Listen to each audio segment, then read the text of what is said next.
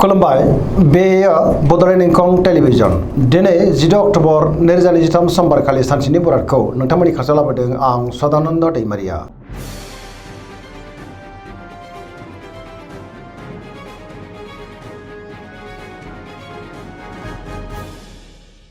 सिगां फरायनो लादों मेष राशि गिबि हांखो अ ल दिनैनि साना जोबोद मोजां जेरावबो देरहासारगोन सुथुरखौ दिनै गोरलैयैनो फेजेननोबो हागोन सोरजोंबा बाख्नाय जानोबो हागौ बहाबा दावबायनो एबा हान्थिनो खाबु मोनगोन आरो मोजाङैनो हान्थिनोबो हागोन मावनो लानाय खामानिखौ थि समावनो आरो गोरलैयैनो मावफुंनोबो हागोन गोसोआ दिनै जोबोर खुसि जागोन देहाया मोजाङैनो थागोन रांखावरियाव मोजां बेफार फालांगियावबो मोजां होनजायो आयाबो दिनै बांनो हागौ लोगोफोरनिफ्राय थोजासे हेफाजाबबो मोननो हागौ न'खराव बिसि फिसायनि गेजेराव अनलायनाय फैगोन गुबुननि गोसोखौ दिनै गोरलैयैनो बोनोबो हागोन गोसोनि बोलोआ बांगोन लाइमोनफोरा दिनै जोबोर खुसि जागोन आरो गावबा गावनि गोसोनि साननायखौ फोरमायलायनोबो हागोन फरायसाफ्रा दिनै फरायनायाव गोसो दुंखांगोन आरो मोजां फिथाइ मोनगोन पजिटिभ एनार्जिनि गोहोम गोग्लैगोन धोरोमारि बिथिङावबो दिनै गोसो दुंखांनो हागौ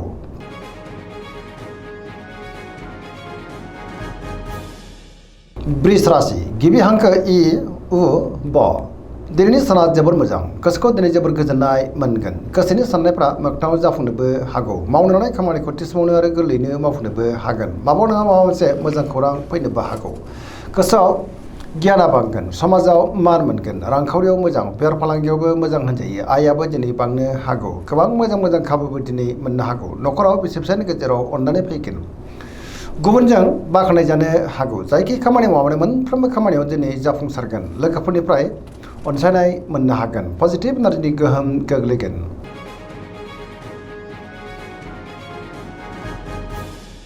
मिथुन राशि गिबि हांखो क स दिनैनि साना मोजां आरो गाज्रिनि गेजेरजों बाबेलांनो हागौ गोसोखौ दिनै जोबोर उसुखुथु मोनगोन गुबुननि थाखाय नाङा फाङा जेंनायाव गोग्लैनांनोबो हागौ गोसोआ दिनै जोबोर गुलाय गुजाय जागोन मावनो लानाय खामानिखौ मावफुंनो गोब्राब जानोबो हागौ रांखावरियाव बारा मोजां नङा नाङा फाङा खरसाया बांनो हागौ बेफार फालांगियावबो दिनै बारा मोजां नङा होनजायो सोरजोंबा रायखोमा जानोबो हागौ समाजाव मानहानि जानांनोबो हागौ मावनो लानाय खामानिखौ मावफुङोब्लाबो माबा नङा माबा मोनसे गोरोन्थिबो मावफ्लांनो हागौ न'खराव बिसि फिसायनि गेजेराव एना एनिबो फैनो हागौ नेगेटिभ एनार्जिनि गोहोम गोग्लैगोन धोरोमारि बिथिङाव गोसो दुंखांनो हागौ फरायसाफ्रा दिनै फरायनायाव गोसो दुंखांगोन आरो मोजां फिथाइ मोनगोन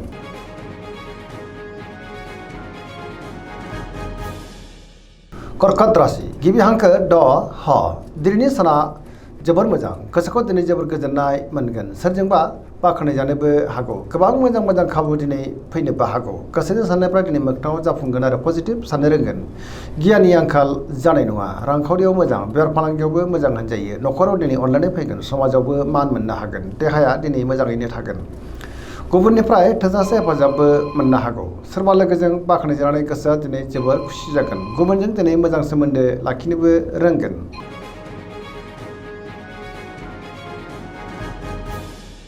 सिंह राशि गिबि हांखो म थ दिनैनि साना जोबोर मोजां गोसोआव दिनै पजिटिभ साननाय फैगोन गोथों आरो गोग्गो साननो रोंगोन गियाननि आंखाल जानाय नङा गावनि गोसोनि साननायखौ दिनै गुबुननो फोरमायनोबो हागोन बहाबा थाङोब्ला दिनै जोबोर मोजां आरो मोजाङैनो हान्थिनोबो हागोन सोरबा लोगोजों बाख्नाय जानो हागौ रांखावरियाव मोजां बेफार फालांगियाव मोजां सोरजोंबा मोजां सोमोन्दो लाखिनो रोंगोन न'खरावबो अनलायनाय फैगोन समाजाव दिनै मान मोनगोन गुबुननि गोसोखौ गोरलैयैनो बोनोबो हागोन देहाया दिनै मोजाङैनो थागोन गोसोआ जोबोर खुसि जागोन आरो लाइमोनफ्रा गावबा गावनि गोसोनि साननायखौ फोरमायलायनोबो हागोन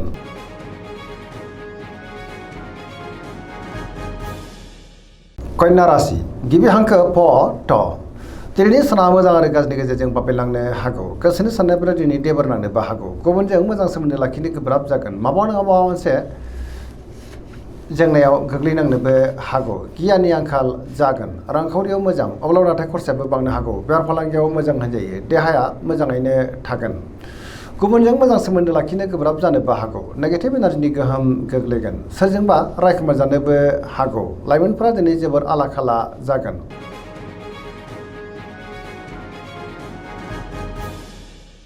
तुला राशि गिबि हांखो र ट दिनैनि साना जोबोर मोजां गोबां रोखोमनि जेंनाफोरखौ दिनै गोरलैयैनो सुस्रांनो हागोन। गोथों आरो गोग्गो साननो रोंगोन, गियाननि आंखाल जानाय नङा। गोसोनि बोलोआ बांगोन, गावनि गोसोनि साननायखौ दिनै गुबुननो फोरमायनोबो हागोन। मावनो लानाय खामानिखौ थि समावनो आरो गोरलैयैनो मावफुंनोबो हागोन। देहाया मोजाङै थागोन, रांखावरियाव मोजां, अब्लाबो नाथाय खरसायाबो बांनो हागौ। बेफार फालांगियाव मोजां होनजायो। न'खराव बिसि फिसायनि गेजेराव अनलायनाय फैगोन।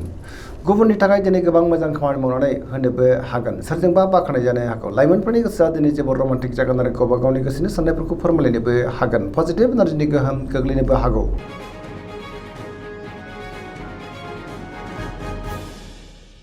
वृश्चिक राशि गिबि हांखो न स। दिनैनि साना जोबोर मोजां।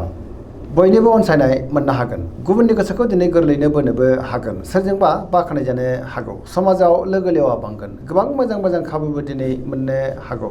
गोसोआ दिनै जोबोर रमान्टिक जागोन। लाइमोनफ्रा गावबा गावनि गोसोनि साननायखौ फोरमायलायनोबो हागोन। सोरबा लोगोजों बाख्नाय जानोबो हागौ। गुबुननिफ्राय थोजासे हेफाजाबबो मोननो हागोन। गोसोनि साननायफ्रा दिनै मोगथाङाव जाफुंनोबो हागौ। गोसोनि बोलोआबो बांगोन। न'खराव दिनै अनलायनाय फैगोन। रांखावरियाव मोजां, अब्लाबो नाथाय खरसायाबो बांनो हागौ। बेफार फालांगियाव जोबोर मोजां मुलाम्फा मोनगोन। गुबुननिफ्राय थोजासे हेफाजाबबो मोननो हागौ। फरायसाफ्रा दिनै फरायनायाव गोसो दुंखांगोन आरो मोजां फिथाइ मोननोबो हागोन। लाइमोनफोरा जोबोर रमान्टिक जागोन आरो गावबा गावनि गोसोनि साननायखौ फोरमायलायनो हागोन।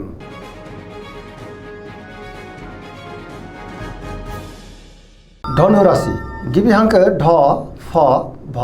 दिनैनि साना जोबोर मोजां। सोरजोंबा बाख्नाय जानानै गोसोआ दिनै जोबोर खुसि जागोन। सुथुरखौ दिनै गोरलैयैनो फेजेननोबो हागोन। मावनो लानाय खामानिखौ थि समावनो आरो गोरलैयैनो मावफुंनो हागोन। माबा नङा माबा मोनसे मोजां खौरां मोननोबो हागौ। गोसोनि साननायफोरा दिनै मोगथाङाव जाफुंगोन। रांखावरियाव मोजां, बेफार फालांगियावबो मोजां होनजायो। गोबां मोजां खाबुबो दिनै मोननो हागौ। बहाबा हान्थियोब्ला दिनै जोबोर मोजां आरो मोजाङैनो हान्थिनोबो हागोन। देहाया मोजाङै थागोन। न'खराव अनलायनाय फैगोन। रांखावरियाव मोजां। लाइमोनफोरनि गोसोआ दिनै जोबोर रमान्टिक जागोन आरो गावबा गावनि गोसोनि साननायखौ फोरमायलायनोबो हागोन। पजिटिभ एनार्जिनि गोहोम गोग्लैगोन। धोरोमारि बिथिङाव दिनै गोसो दुंखांनो हागौ। सरासनस्रायै दिनै साना जोबोर मोजां आरो मोजाङैनो बारग'लांगोन।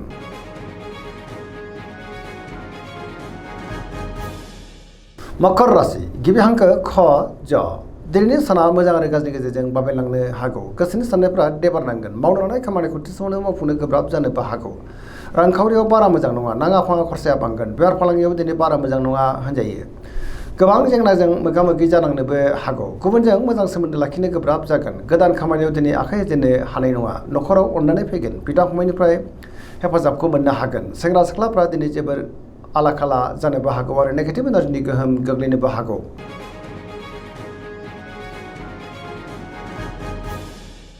कुम्भ राशि गिबि हांखो ग स। दिनैनि साना जोबोर मोजां। गोसोखौ दिनै जोबोर गोजोननाय मोनगोन। सोरजोंबा बाख्नाय जानानै गोसोआ दिनै जोबोर खुसि जागोन। गोबां मोजां खाबुबो दिनै मोननो हागौ। समाजाव मान बांगोन। गोबां मुंदांखा सुबुंजों दिनै लोगो मोनलायनोबो हागौ। रांखावरियाव मोजां, बेफार फालांगियावबो मोजां होनजायो। देहाया दिनै मोजाङैनो थागोन। अब्लाबो नाथाय जानाय लोंनायाव सांग्रां जायोब्ला गाहाम। न'खराव दिनै अनलायनाय फैगोन। गुबुननिफ्राय थोजासे हेफाजाबबो मोननो हागौ। बिमाफोरनिफ्राय अननाय आरो बोरखौ दिनै मोननो हागोन। बहाबा दावबायनो एबा हान्थिनो खाबु मोननो हागौ आरो मोजाङैनो हान्थिनोबो हागोन। पजिटिभ एनार्जिनि गोहोम गोग्लैगोन।